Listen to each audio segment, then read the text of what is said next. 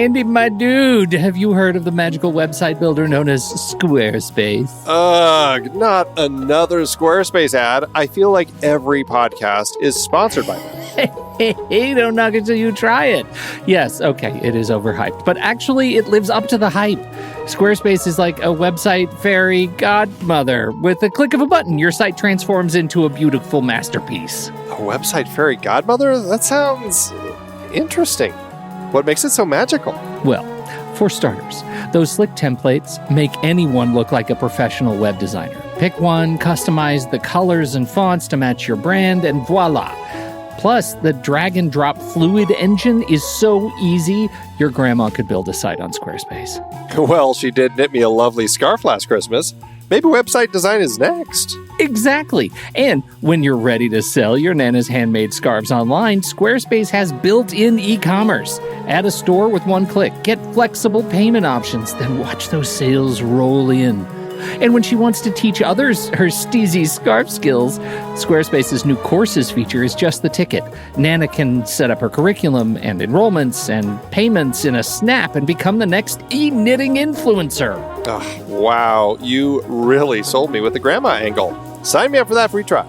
Just go to thenextreel.com/Squarespace and transform your site into a beautiful Squarespace masterpiece. Well, thanks, Pete. Even though it's overhyped, Squarespace actually sounds perfect for Nana's site's needs. Appreciate the warning on the ads, though. I'll brace myself next time I listen to a podcast. Anytime. Let me know if you need any help getting that site up and running.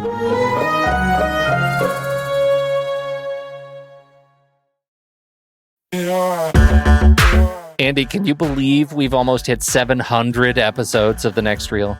I know, it's crazy. And with all the other episodes in our family of podcasts, we are well over 1,200 episodes of movie conversation.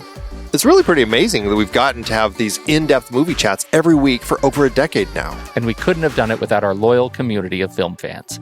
Their support over the years has meant so much. For sure. That reminds me, we should give the merch store a shout out. Buying shirts from thenextreel.com/merch is a great way listeners can continue to support the show. Plus, they get to sport our great designs. Absolutely. I think sometimes folks forget we have a variety of shirts, mugs, phone cases, and more available. In fact, a great place to start is with a shirt sporting the Next Reel's logo. We also have that classic Fast Times Spicoli Surf School tee, or the weirdly popular Rusty's European Tour shirt. The one from National Lampoon's European Vacation. Why is that so popular? Search me, but we have sold a ridiculous number of those. I guess there are a lot of Rustys taking trips to Europe? We're always adding new designs based on movies we've covered, like our brand new design for a streetcar named Desire, featuring a streetcar named Desire. So if you want to rep your love of TNR and films, head to thenextreel.com/merch. Every purchase helps us continue to have these weekly in-depth conversations. So visit thenextreel.com/merch today. And as always, thanks for listening and being a part of the Next Reel community. We've got lots more great movie chats coming your way. I'm Pete Wright. And I'm Andy Nelson. Welcome to The Next Reel. When the movie ends, our conversation begins. In just a matter of seconds, you're going to hear a classic episode of this show from back in the day when we called ourselves Movies We Like. It took us a while to settle into the show's format, so you'll notice some differences as you listen to these episodes. For instance, it takes us a bit of time to actually get into the conversation about the movie. Things like that. But we're still proud of the conversations about the movies themselves, and we think they're worth keeping in the library. So enjoy these episodes from our back catalog. And you can become part of our Discord community, learn more about the show, and find out how you can become a supporting member at thenextreel.com. So thank you, everybody, for downloading and listening to The Next Reel. We appreciate your time and attention, and we hope you enjoy the show.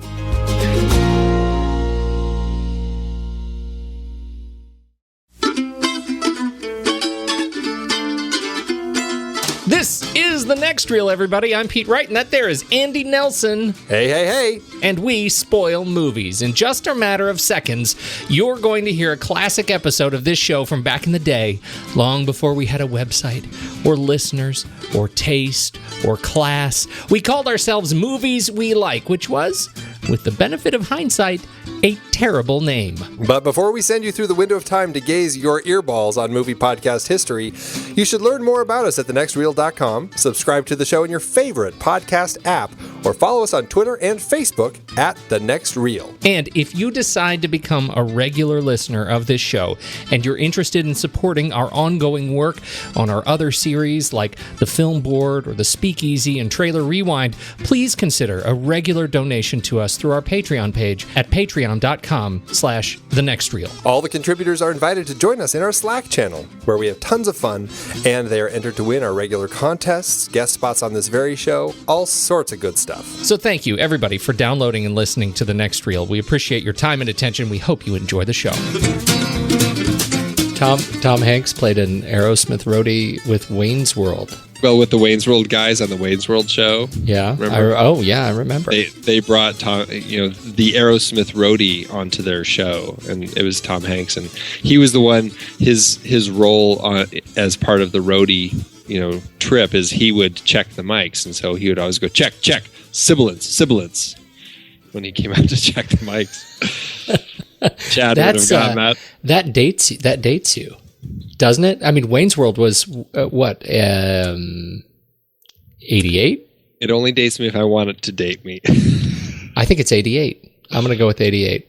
I'm going to check it right now. Don't check it. You make me feel old. Wayne's World. Party time. Excellent. 1992. Well, the movie. So actually, I could be right. I mean, that could be 4 years, right? You're probably right. It probably was about. Well, was it 4 years running on the show? It wasn't that funny. I say 89 or 90. All right. It's just my. Well, you're the professional in the film industry. Yeah. That's me, Mr. Movie Man. How are you? Have you been able to? Well, I need to ask you this first. Where do you stand on the Walking Dead? I am embarrassed to say I have yet to see it, but I want to, if that counts for anything. Alas, it does not. It's oh man, that I was hoping to have something else to talk to you about today. Well, I'll tell you, I'm really behind on my AMC shows.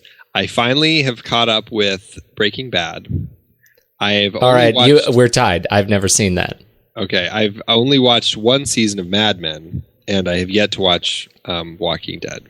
So I'm slowly trying to wade through things. Of the three, knowing that I have seen Mad Men and that I have not seen Breaking Bad, I can say with, I'm going to go 33 and a third % confidence that The Walking Dead is the best of those three. Oh, really? Yeah. Mad Men is because why? Mad Men just pissed me off. Really? It was a snooze and a half. You got to get into it faster. You got to tell me what the hell is this thing about faster. I didn't get it fast. I watched 4 episodes. And I don't care about this show. So that's all you've seen is 4 episodes? Yeah, 4 episodes. I don't care about it. Well, all right. Should I care about it more? I mean, what episode do I have to get past when I'll care about it? I cared about Walking Dead in the first 35 seconds. 35 seconds I cared about that show. Well, that's good. That's very impressive, and I think that's an accomplishment for that show. That Mad Men, 4 hours. 4 hours of my life I want back. Well, to be honest, I have not yet watched any more of the series. Angela finished all of them. She's caught up, and I've yet to get excited enough to watch anymore. I liked what it was doing, but I'm not champing at the bit with it. Is it? I thought my hypothesis was that I'm jaded because I work in and around advertising, and I don't, and so it's not novel. It's the same BS that goes on at work, except for they smoke more. Well, yes. They did a great job with the finale of that show. The season of the first season. Of the first season. It was a really great episode. It did a lot for let me guess, John Hamm, is that his name? John Hamm? He was sleeping with somebody who's not his wife. Was that what was happening? He probably was. I mean, I think they all are. in that show. Okay. Oh, you funny guy. Spoiler. No, I'm not. John Hamm sleeps with somebody.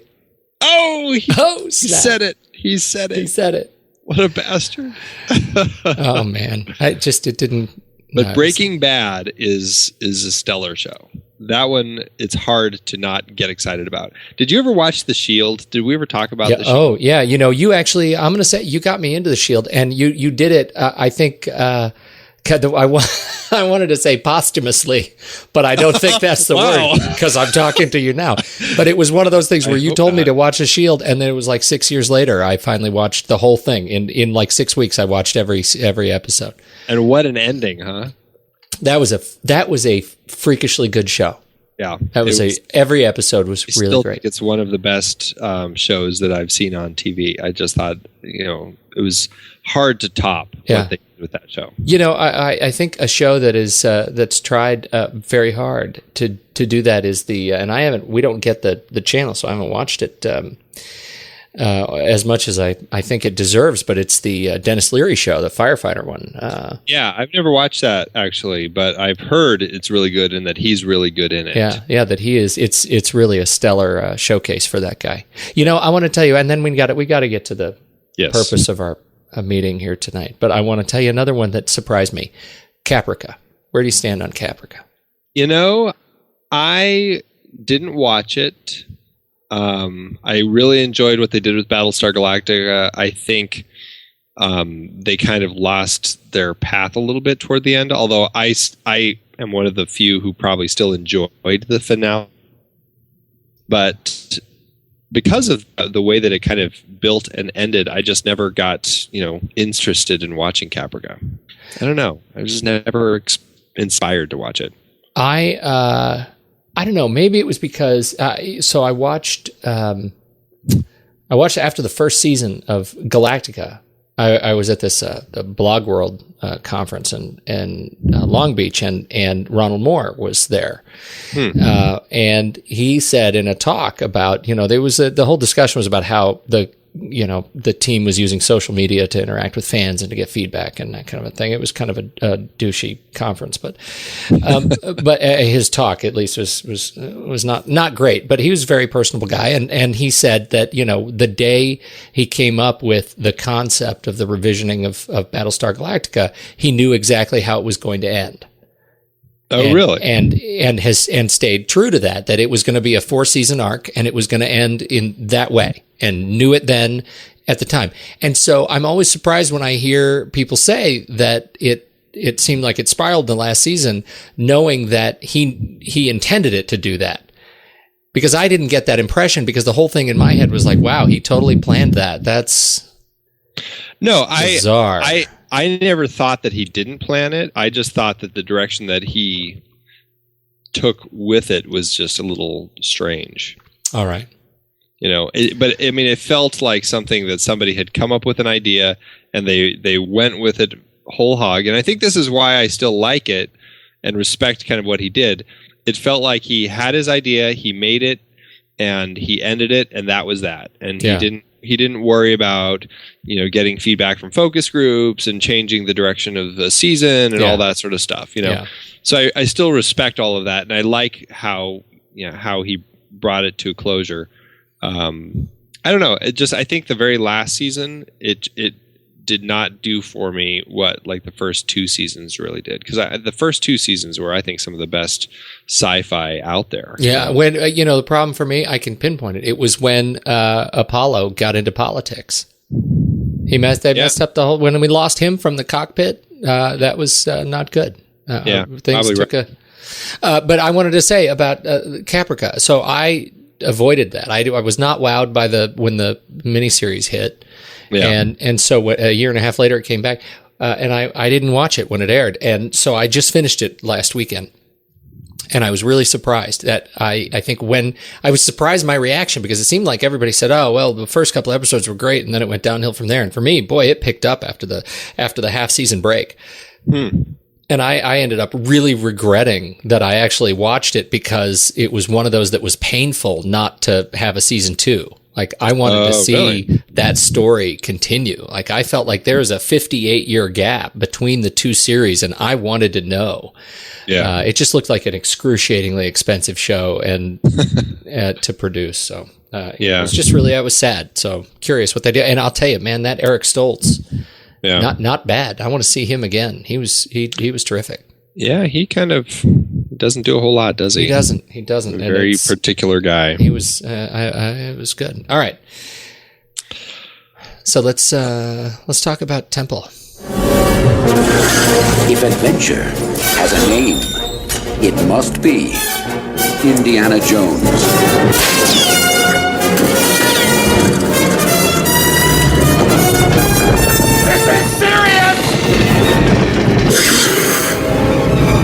From Steven Spielberg and George Lucas, Indiana Jones and the Temple of Doom. Is that how we call it? Raiders was Raiders. Raiders. I call it Temple. You call it Temple? I call it Temple, I guess. You sound like a Mormon. Temple. Let's talk about Temple. That does sound a little Mormon, doesn't it? What? Let me ask you a question. Yeah, go. Jump back to 1984 and talk about your recollection of seeing this for the first time. I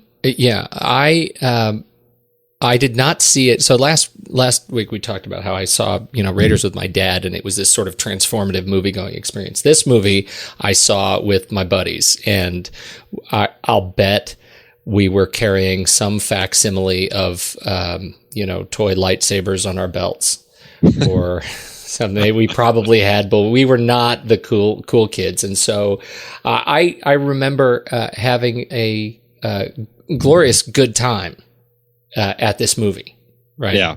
Yeah. But it did not age well with me, right? Like I don't remember walking out in 1984 thinking, wow, this movie was stupid, right? Right. And then I didn't watch it for a lot of years. Like this is not a movie I went and rushed out. The only reason I had it on VHS when I bought it is because I bought the set, the trilogy, and just so I could have the first and the third. And so this one was kind of just along for the ride. I think for me, I think that's very true. And jumping back in time, I think we also have to acknowledge that a lot of these movies were coming out at a time where we didn't have VHS decks weren't that common in everybody's houses. I didn't have any way to go back and watch movies again. So think about how different that is for your kids. Right. Exactly. It's so completely different. So when I saw this movie, I just remember that I was very taken aback by just how shocking it was for me as a kid, but how exciting it also was. Because I think one of the things they succeeded for kids, early teens or preteens also, is having Short Round as a character in the film was a great way to make a kid feel like they were along for the ride, Yeah, as horrifying as that ride was for a kid. Yeah, right. They did some things that some of the violence in Raiders, which I know was touchy, and we talked about how it was touchy, and it was very much cartoon violence. It was fantasy violence. The melting faces and the exploding heads, and it was so out there, and it was kind of schlocky a little bit, so you could. Well, but would you say that because of looking back on it now? Because I don't know if you'd say that in 1981 when it came out. No, and I don't think I would have. But I'm also saying that through the eyes of an adult, right? Yeah, right. And I look at that now, and I think, had I been in my late 30s at the time in 1980. I think I would have been a different story. But when I look at that, that's to say, in contrast to Temple, it's really undeniably dark, and the violence is much more sort of grown up. And it's shocking to me because it is transposed on camp. right? When you watch in the first 5 minutes, when you watch his buddy, who is his partner, who's in the tuxedo, has the gun under the tray in the opening scene, right? Right.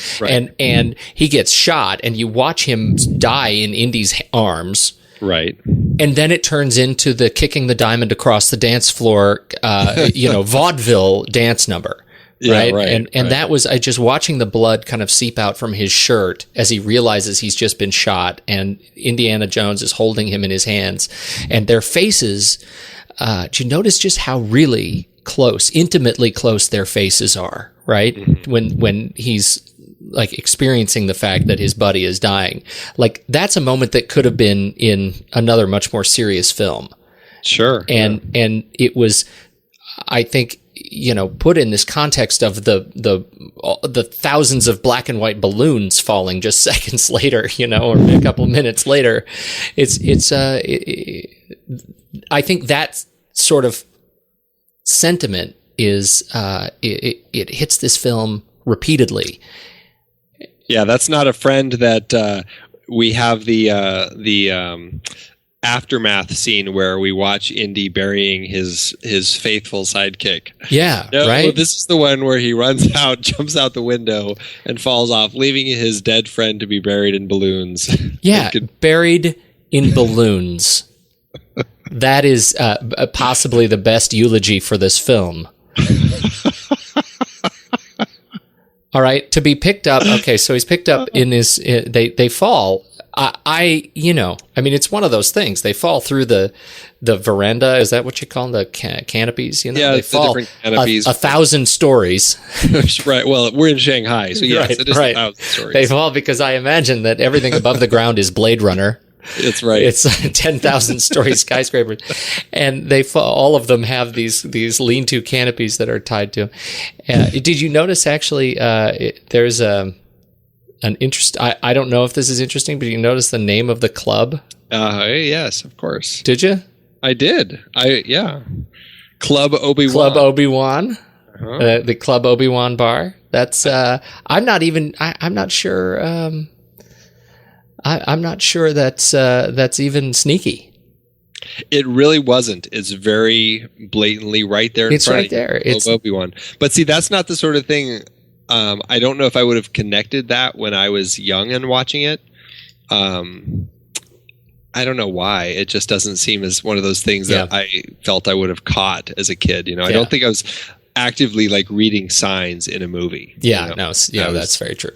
A preteen. But, well, here's the thing. Okay, so we're talking about the juxtaposition of violence and camp. Mm-hmm. And then you look at the way this movie aged for Steven Spielberg. Right? I mean, it didn't age well for that guy. I mean, he's on the record saying that this is the least favorite movie he's ever done. It's dark. It's reflective of his divorce and how he was feeling when he was divorced. And the same thing was going through with George Lucas. George Lucas was dealing with his, separation, and they were just really down guys, and they exorcised those demons in this movie. And they did it through scenes of, watching her get beat up, watching Short Round get beat up. Really, people's hearts getting ripped out. It was hearts getting ripped out. Those are some serious demons they have. Serious demons in this movie, and so I feel like I'm going way too long on my rant. You tell me why you love this movie so much. For me, I think it's always just been a very it is very corny. It's got a lot of that very campy humor, and it has the violence, and it's very those two things are very juxtaposed in the film, but it's never bothered me so much. Willie does kind of get on my nerves a little bit. I think that's kind of the intention of the character, but I don't know. I've always found it to be just very fun, very wacky when it needs to be, but it also appeals to the side of me that just has, ever since I was a young kid, I just have always loved watching the gore and the bugs and just all of that gross stuff that it just seems like a very boyish sort of movie. I was asking my wife about it because she watched the end of it with me, and she's just like, I just don't remember this at all. And I was explaining it to her, and she's just like, oh yeah, I hated that one. And I'm like, well, why did you hate it? And she's like, oh, it was just too disgusting. It was too gross for me. I didn't like watching people's hearts get ripped out. And I think that is a big reason why people didn't like it, and they didn't feel it fit within the, Indiana Jones canon, as it were. But for me, it's another adventure film. It definitely is a darker adventure film, but I don't know, just that side of it's always kind of appealed to me. It's a different side of stuff that he's exploring. I mean, it's no different than, if you looked at some of the Sherlock Holmes stories, there's all sorts of religious cultish activity in lots of Sherlock Holmes things. I haven't read that many of them, but I don't recall humans' hearts getting ripped out. But it definitely, those stories, had the lighter stories and the darker stories. And for me, it was no different. It was a very fun, interesting story. Well, here's my challenge in talking about this is I'm so ill-equipped to talk about kind of the historical relevance of the Kali cult. Yeah, I'm sure that just knowing, the little that I know that there were tribes and cults that did human sacrifice. That's something we've dealt with as a species for years and years. It's what we do. It's how we kind of chill when we get scared of things, of concepts like God and don't know any better. Right. But what they did in this movie was they used these people as a foil for exercising these demons in a way that is violent and out of context with the expectation of the film that came before it. Yes, but at the same time, I think you can also argue that the filmmakers are challenging you to experience something different.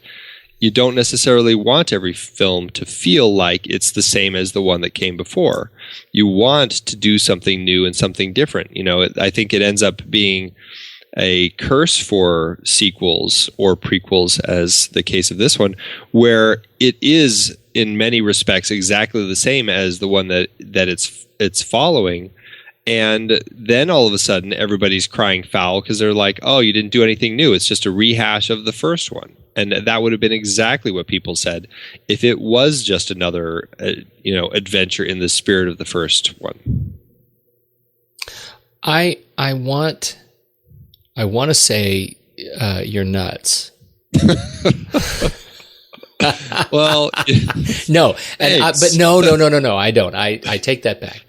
I want to say that I get your point, and that strikes me as theoretically, even practically accurate in a normal sort of production sense. And yet, this movie was schizophrenic about it, not even if you look at it over the story arc of the 3 films, now 4 films, but schizophrenic about it scene to scene, right? It goes from, from that, to the really with the boat and the escape from the plane, the evil pilots who wait till just the right minute. I know. I love that the 2 pilots of Lao Che's plane, that when they escape on that plane, they wait like halfway across China before they decide to bail on the plane. Right. You note where they're exactly. You note where they drop off. It's the middle of freaking nowhere. I know, those 2 guys. They're going to be buried in an avalanche in the middle of the Himalayas. They totally are. Kind of idiots. That was the dumbest thing ever. And they even make a stop. If you watch the map, like they stop for fuel, and there's a little stop, and then they continue on. Like, seriously, what kind of assassins are these? The worst assassins ever. That's what they are. They're the worst assassins ever. They were hired by the writers. I'm not kidding. You watch that yellow thing; it falls a long time as it's inflating. Right? Exactly. It falls a long time, and it lands. I guess it lands soft. It lands just at the right angle on a steep slope. It really does, and it bounces. It bounces hard. Because the whole thing, I mean, they weren't sitting like on the edge of the raft, the inflatable. They were in the raft. That's right. They were piled on top of each other. I don't want anything, between me and the force of relativity. But a piece of like 5-micron plastic. That's right. If all I can have is an inflatable raft, then I'm set. Yeah, right. And thank God they made it down the mountain, through the forest, and down another off a cliff into a river, and did not, get pierced on some sharp boulders. I mean, at least they were able to traverse the entire ecosystem. In Dungeons and Dragons terms, this would be something like the inflatable raft of imperviousness. It would be a +5 on healing. That's what it would be. That's right. It would be the inflatable raft of imperviousness. We don't have really a construct for subtitles on this show at this point, but I'm definitely giving this a working title. Of the inflatable, excuse me while I write this down. Inflatable raft of imperviousness. Yeah. All right, you were saying you were. I think you were about to cop to this movie actually being silly. I said it. I already said this movie is silly. It's a silly movie, and it is jumping back and forth between the silliness and the camp, and then jumping across the line into, let's rip this guy's heart out and watch it burst into flame. Yeah. I just want to put the last nail in the proverbial collie coffin. Go ahead. But you know what? There's nothing wrong with a movie jumping around like that. That's what I have to say. It's fun. I know. I liked Green Lantern. Scary.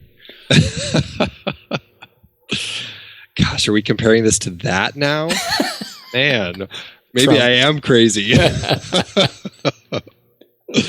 No, it's a very fun movie, and if you put yourself in the mind of a preteen, and maybe that's what I do when I watch this movie. I jump back in time to that when I watched it, and I can relive those moments, and I watch the humor and the goofiness, and then because they're eating eyeball soup. But the thing is, though, it's not killed monkey brains, and then it's not. What is fun? This movie is a unbelievable downer. No, but look at this. They go through the fantasy. Okay, I'm gonna let go the thing about the first opening sequence. Let's say I put on my preteen hat and I'm watching the inflatable raft escape, and it's fun. I like Club Obi-Wan. I'm okay with the kicking of the diamond and the antidote, and I'm okay with all of that. Mm-hmm. When they get off that boat and they end up in the city where all the children have been stolen into slavery. That is where this movie takes really the only and final turn to the medicated. I mean, it's so depressing. They bring this little plate of crap, like this plate if they eat crap all day long on a leaf, and they serve it like a feast. And that's supposed to be charming? It's not charming. And Kate Capshaw, please tell me why Kate Capshaw makes this movie better. I did not ever say that she made this better. I said Willie annoys me. And she still annoys me, and she always will annoy me. And I think that was the intention of her. That doesn't mean it's a good thing. She still drives me nuts. But I can get past it, and I can still enjoy the movie, acknowledging that she is who she is. And I just have to ride it out. All right.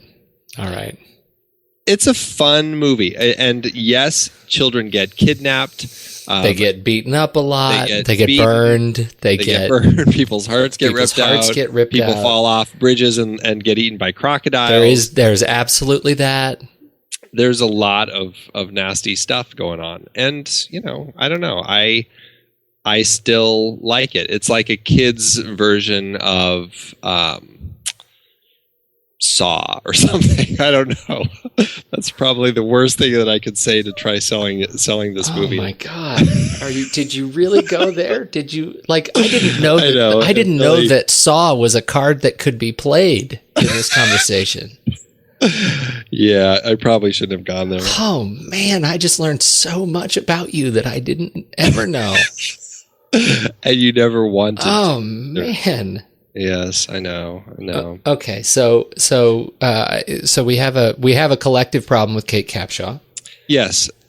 Do you know if you've watched a lot more of the? Okay, go ahead. I'm sorry, I was going to change the subject. Go ahead.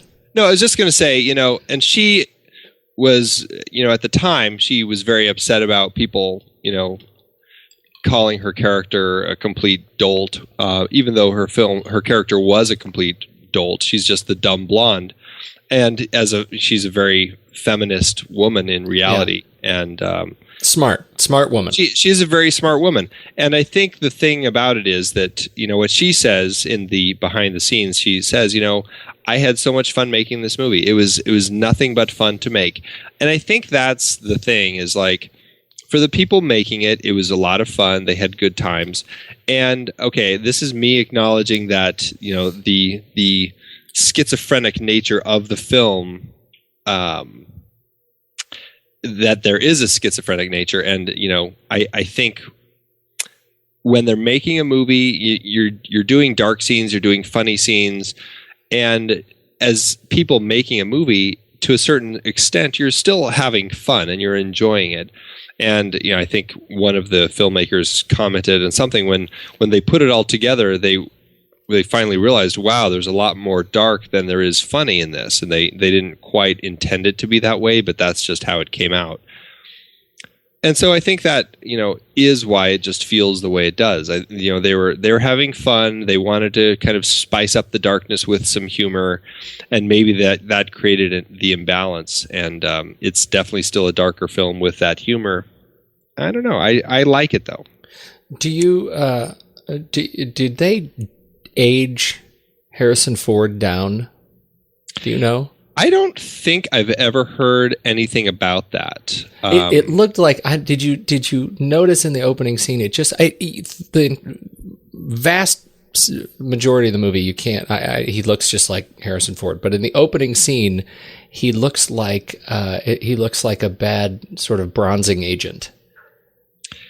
Well, because he's in the tux and it's so completely anachronistic to what we know of as James Bond. He's so smooth.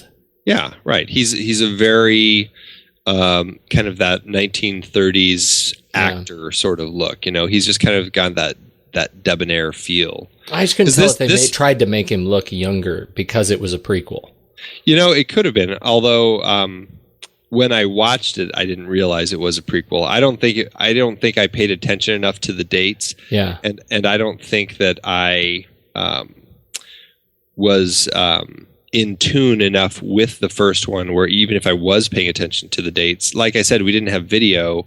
I had no way to remember back to when I saw Raiders that first time, what year it took place. Right. And now I'm looking online. It looks like that takes place in 1936, and this was 1935.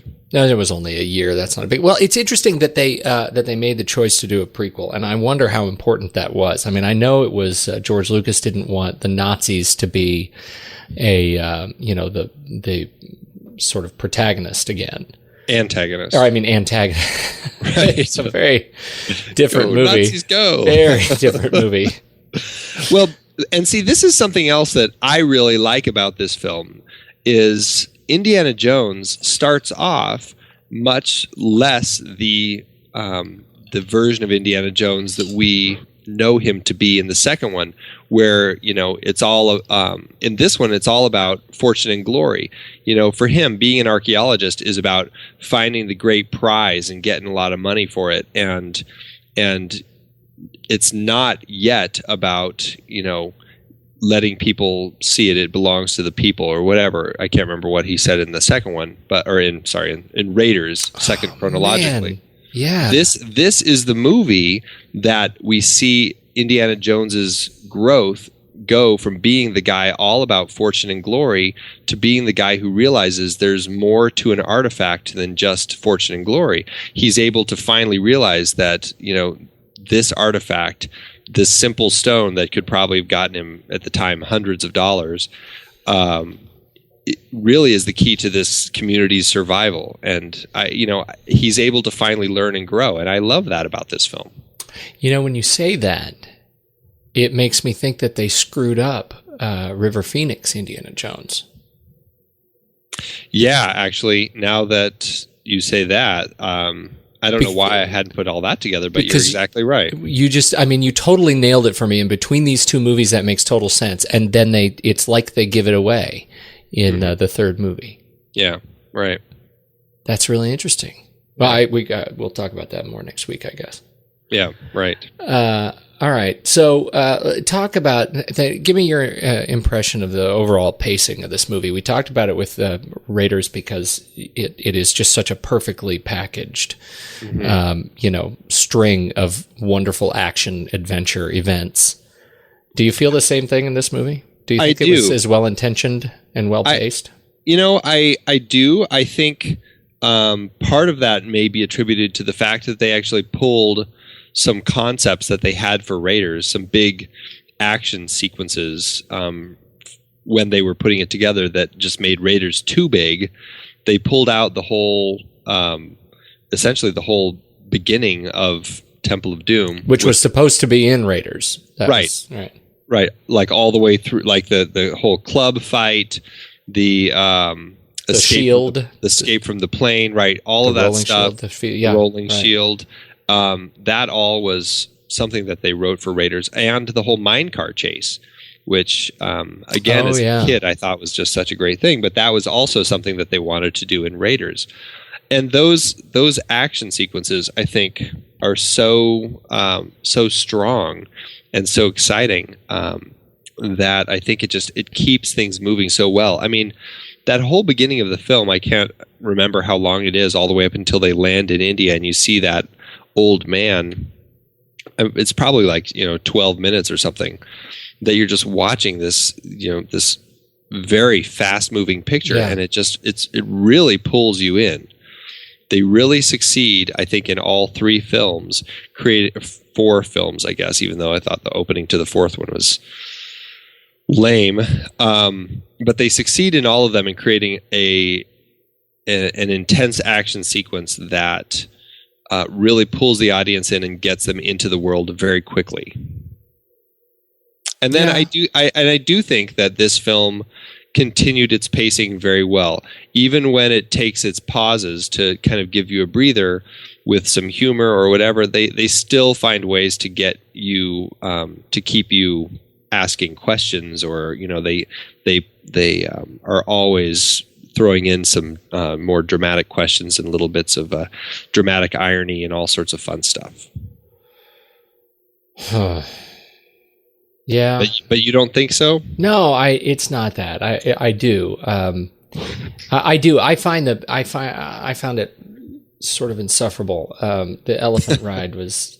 And this is me watching it now. I mean, I haven't watched it in years. I haven't watched the movie in years. And so you get past that initial opening scene. They get in the car. They have the escape, and it's great. That's fine. They fall out of the plane on the boat. That's fine. And then the elephants.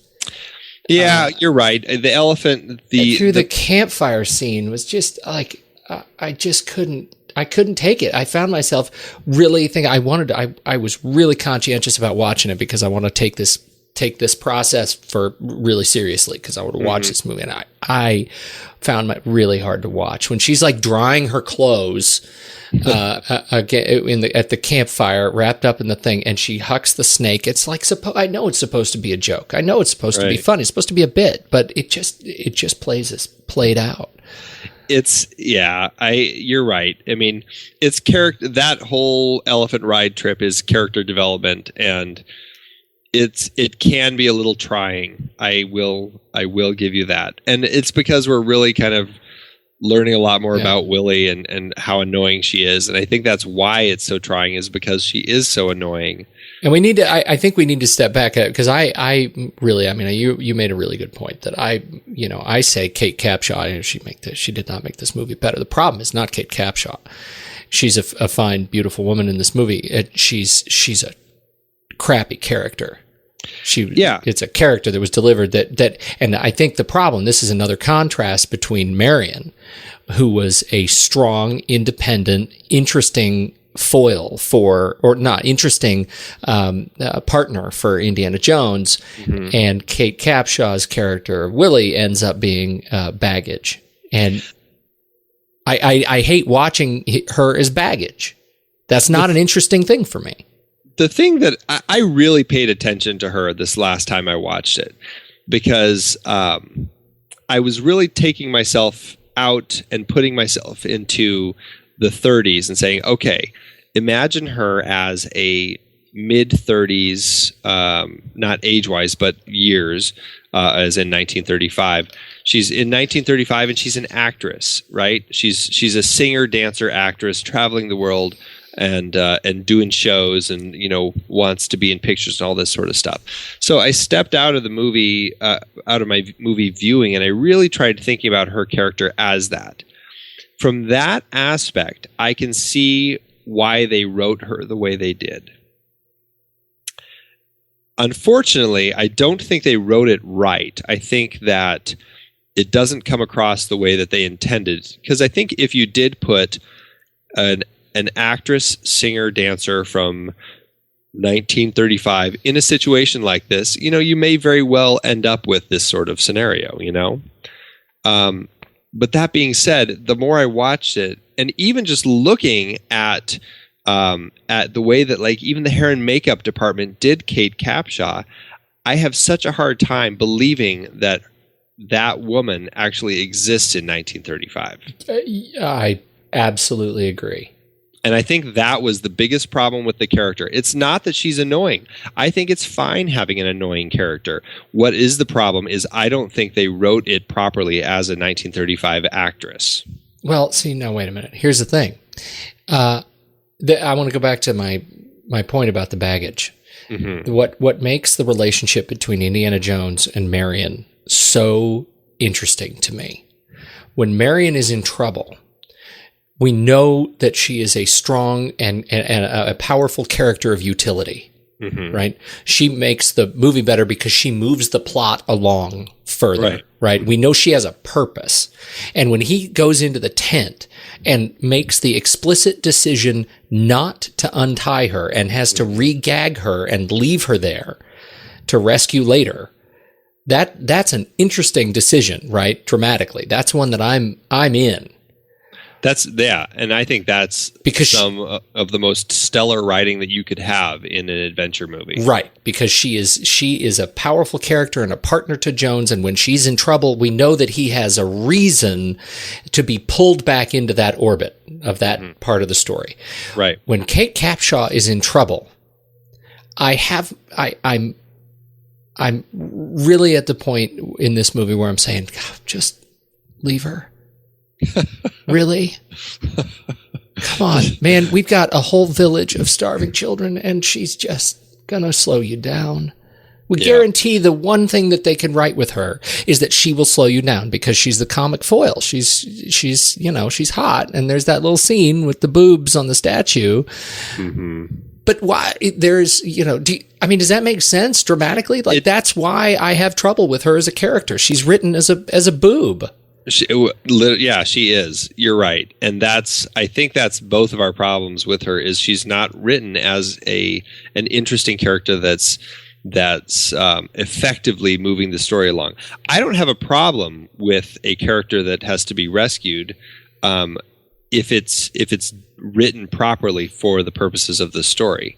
But you're right. I think in this particular case, her character is only there to basically be the comic foil, like you said. Yeah, well, and it goes back to what we were saying earlier about Spielberg's reflection on their marriages at the time. And when you look at how these guys, as they're writing this movie, portray the singular woman character in this movie as a dumb nag.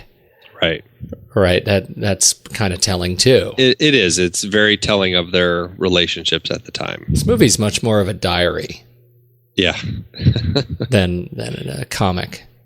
And she's named after one of their dogs.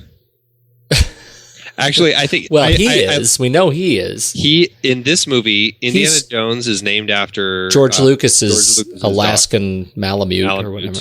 Willie is named after Steven Spielberg's Cocker Spaniel, Yeah. and Short Round is named after one of the writer's little dog. I do like Short Round. That's a character that stuck with me. He's a great character. He's so much fun. I love that he has his own car and he drives around with blocks on his feet. He was like, I don't know, 11 years old or something when he made this movie. And it's just like every kid's dream to be in that role where you're tagging along with Indiana Jones. And to be able to, from what I gather, the scene in the car, the scene where they're playing poker, and some of the scene in the cave when the spikes are coming out of the ceiling were heavily improvised between Indiana Jones and the kid. What's his name? Huy Quan. Mr. Quan. I think he goes by Jonathan now. Yeah, really? Yeah, Jonathan Huy Quan is what he's listed as now. So that was, that's a real gift to be able to sort of sharpen your vocabulary scimitar. Yeah, with Harrison Ford and make it that interesting rapport. I mean, that was fun. That was fun to watch them fight. I really enjoy watching them fight. Yeah, well, he was, and it's because he's such a great character. Yeah. And this was a couple years before he was in The Goonies, which I also just have very fond childhood memories of. So don't watch that one again. I have, and I went through phases with that one. We'll have to talk about that one. That's got to be on the list. Because I went through phases where I loved it, and then I couldn't believe how stupid it was, and now I'm back in the I love it camp. I think I am too. I watch. It's when I watch it alone that I hate it, and when I watch it with my kids, I love it again. But anyway, go ahead. So back to this one. So, the story is dark. We've acknowledged that. We've talked about the kids and all that stuff. We haven't talked about is that. Are you with me? Did you time out? But it's still in. Yeah, no, I'm here. Yeah, we got a little lag going. Silly Do we? Skype, stupid Skype. Yeah, you're all right. Go ahead.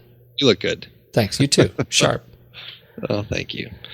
But it still is a positive story. It's about rescuing kids and choosing human life over the fortune and glory, and it still is a redemptive story, and it still is a story that I enjoy, and I don't know, it's a lot of fun. You do have the crocodile pit or the crocodile river with the crazy bridge, and it's just a lot of fun sequences to watch. Like that whole bridge scene was just such a fantastic scene to watch, and his decision to cut the ropes of the bridge. I mean, there is that moment when he has the machete up in the air, and Short Round and Willie wrap their arms around very slowly around the twines of the bridge. That's one of the epic moments in the series. That's an epic moment. Yeah, that's not a scene that you were expecting, and I think that's what makes a film succeed, and I think that's why this film succeeds. Despite all of the problems that it has, is that it has those moments that pushes it outside of the realm of your expectations. The last thing that you would expect for the hero to do on a giant, rickety old bridge over a huge canyon with a crocodile-filled river at the bottom is to cut the ropes of the bridge. Mm-hmm. And it was just, I think, such a smart choice for the writers to make to have him do that. And that whole end with the fight on the tattered pieces of the bridge as they're trying to climb up to safety. I mean, it was fantastic. Yeah. No doubt. That part was great. I wonder what you bring up for me is that I find it really hard to articulate what the gag is in this movie. Like what the adventure is, right? Mm-hmm. The first one, there's the opening scene where he has to get the idol, and then the balance of the movie is dedicated to getting the Ark. Right. In the third movie, it's all about the Grail. It's his dad and and the Grail. Like there's that sort of bifurcated. We're going to talk about that. Well, and if you're comparing, the individual moments, and then the opening of the third one, it's about him retrieving, like, I can't remember what that guy steals, a cross from an old grave or something. Oh yeah, sure, the River Phoenix Jones. Yeah. No, right. You're right. But just the overall arc, kind of the adventure, is dedicated to the Ark of the Covenant, the Holy Grail, and in this movie, it's the Lost Sankara stones. The Lost Sankara stones. That's wildly discontinent. What's the word? Discontinuous? Incontinent? It's incontinent. Discontiguous? Is that what? No, that's not attached to a continent. There's a chance that we do this show too late at night. There's a chance that there's nothing wrong with that. There's nothing wrong with that, as long as we're enjoying ourselves. But you know what I'm saying? Like at the end of the day, like after I watch all these three movies, someone comes up to me and says, "You remember the second Indiana Jones movie? What was that one about?" I struggle to remember.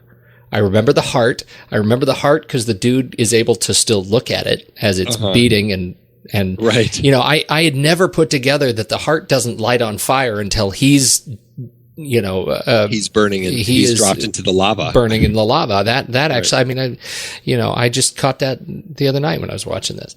Mm-hmm. And so then they put the stones in, he gets the stones, and suddenly he gets the stones in the middle of the movie. Right. And he makes the decision to go for the glory, for the fortune and glory, to save the kids. Right. He makes that human decision in counter to fortune and glory. Over the fortune and glory. Right. And to save the kids. And then the movie changes. Mm-hmm. Right. That's his moment of realization. Redemption. That's a redemption moment. There's more to it than just getting these stones. Right. Yeah.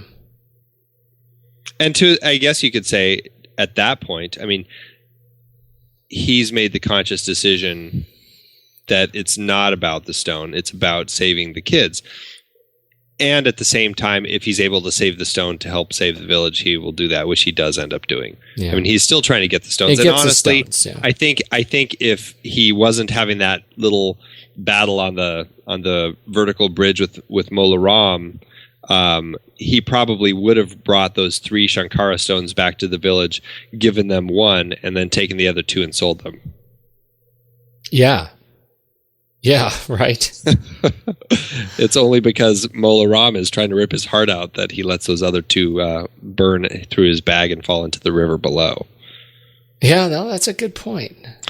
So, does that make him better or cheap? I don't know.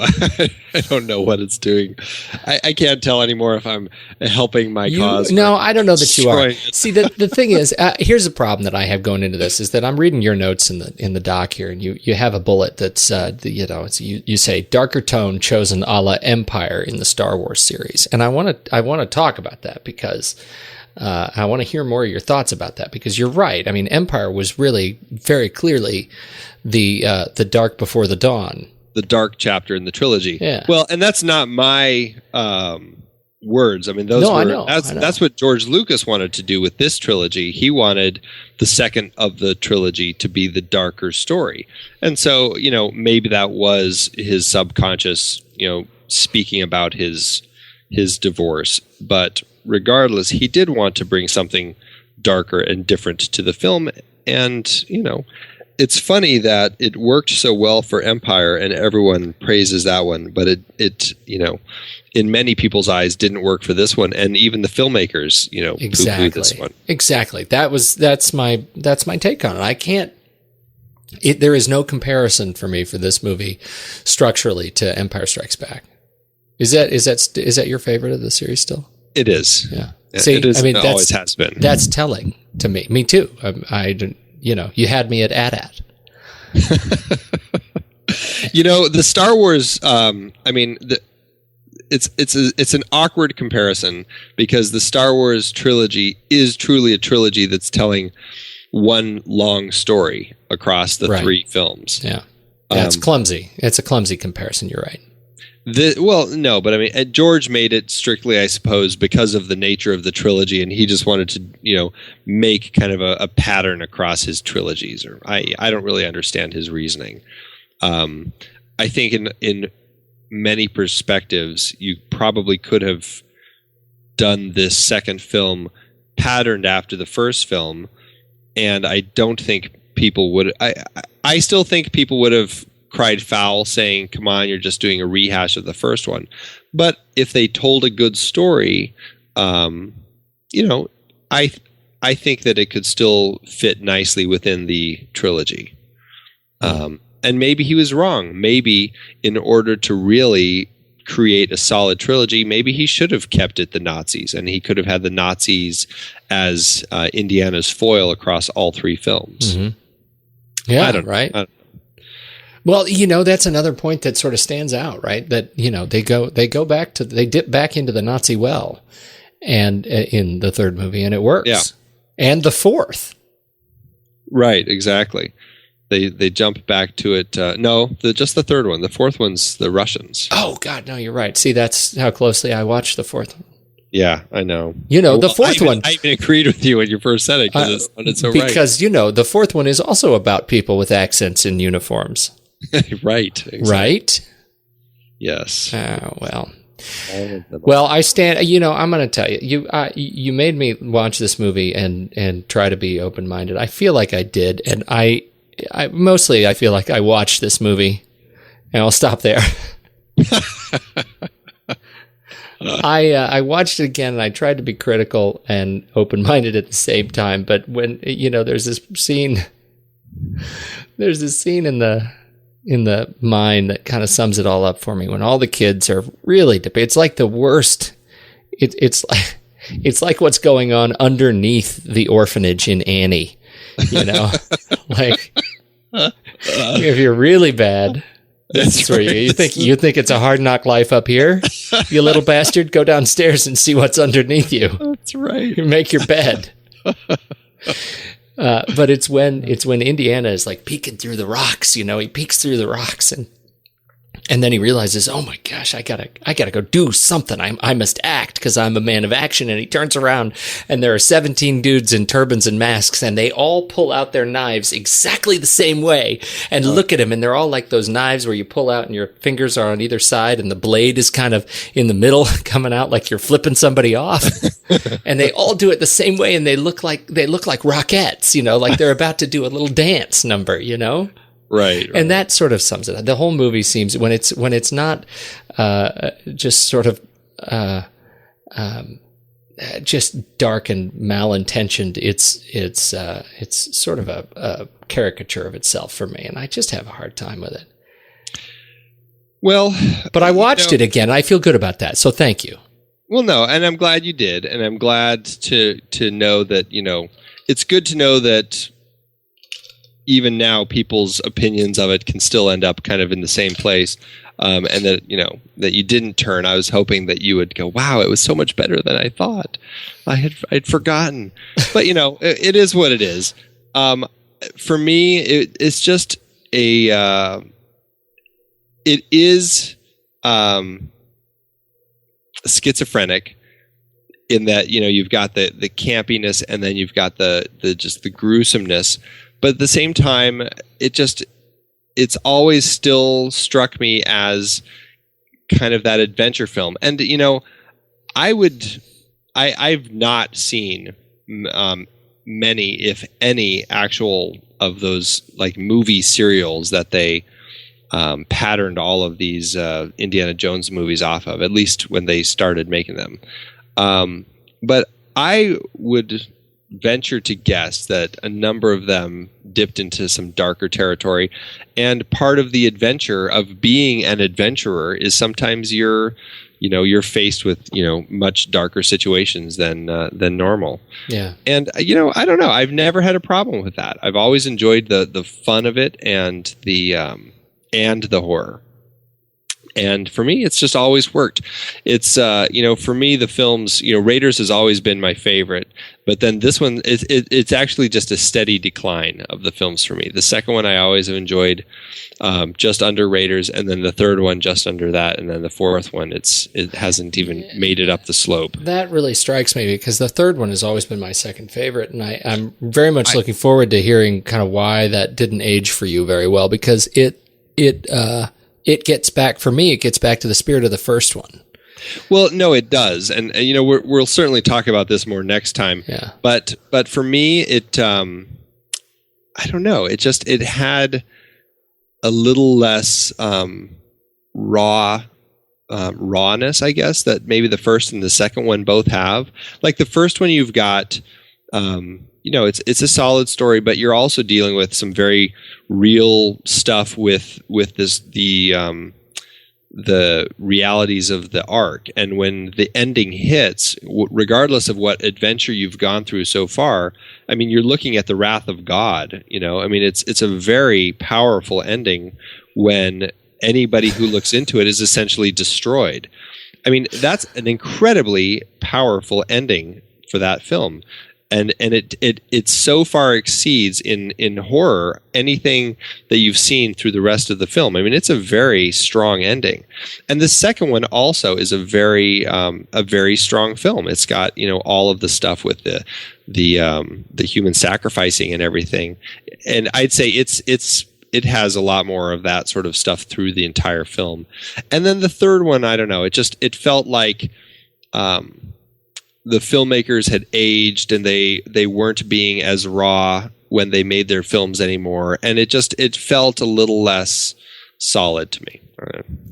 They thought, you know what, we probably shouldn't have the joint whipping sessions like we did in the second one. Really? It's funny because it's strange that I think about this when I think about Indiana Jones, because Steven Spielberg actually says it about Close Encounters, but he says, if I were to make Close Encounters now, I would not have him get into the ship at the end because I'm a different person. I've grown. I have a family. I would not be in a position now where I could leave my family, and I would not be in a position as a filmmaker where I feel this person could get on the ship. And to me, that has always bothered me, because a filmmaker should be able to separate himself from that and say, it's not about what I would do. It's about what's right for this character, and what would this character do in the face of this. And to me, that comment that he said later in his life, like in the 90s, I always reflect on that with the third Indiana Jones, because it just feels like, they're older filmmakers and there were decisions he didn't want to make with it or something. I don't know. I feel like I need to watch it again before we get into the conversation, though. Yeah. Well, that's definitely on the list. Now I'm looking forward to next week. So we're gonna hit Last Crusade. Yep. Next week. That'll be good. Yeah, I'm looking forward to it. It's it's regardless of what I say about it, it's still a very solid trilogy. And regardless of what people think about the second, whether I think I'm one of the few who would put the second one higher than the third, but regardless of what people think, I think overall people still look at the trilogy as a very enjoyable series of films, and I think all three of them are probably vastly better than most films out there today. That's a bold statement. You might be right, but it's a bold statement. Yeah. I like making bold statements. I'm not always right, but I like to make the statements anyway. There's a scene. There's a scene where Mola Ram is in the temple, and he's talking to Indiana, and the big guy in the turban is holding Indiana down. He's all chained to that rock, and Mola Ram has his fancy helmet, the fancy helmet with the horns. Right. Yep. And he's holding it in one hand, and he has his other hand, and he's stroking it. Do you notice this? He's right. Stroking it, and he looks just like it's not Blofeld. It was the one in Las Vegas where the dude had the cat. Maybe that was Blofeld again. Was it again where he had the cat? Yeah, it's Blofeld. Yeah. I think you're right. Yeah, except for he looks like he is totally retarded because he's stroking the skull of a hat. I mean, it just really is ridiculous. And that's part of the fun. It's fun. That is fun. If this had been Wayne's World, it would have been appropriate. What's funny is that actor, I can't remember his name, but he's a very popular Indian actor. This movie was his launch platform. His name is Amrish Puri. Yeah. But he it said in the behind the scenes that he had a big head of hair all the way up until this film, and he shaved his head for this film. And he became so popular as like the bad guy in films after this that he liked having his bald head, so he kept his head shaved for forever after this movie. That's awesome. He always ended up playing the antagonist, which I think is just great. I might have to shave my head. You I'm should. gonna keep the beard though. I've always thought that was a rockin' look. If you shave your head, I will give you a skull that you can hold and stroke. There's another subtitle: the skull you can hold and stroke. Andy, you light up my evenings. That's what I'm here for. All right, my man. This was a good talk. It was. Thanks. Lovely time. Thanks for hanging out. My pleasure.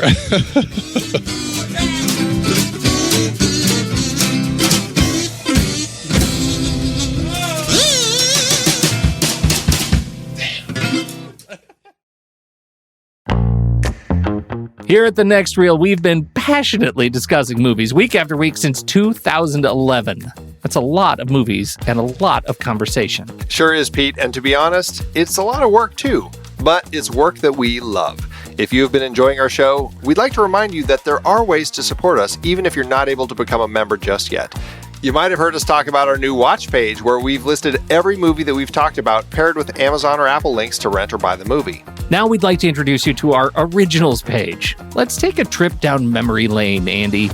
Do you remember what the first film we discussed on The Next Reel was that was an adaptation? Well, let's see. It wasn't obviously our Indiana Jones series because those were all original. Then we did Charlie Kaufman. Oh, of course. It was adaptation from Susan Orlean's Orchid Thief.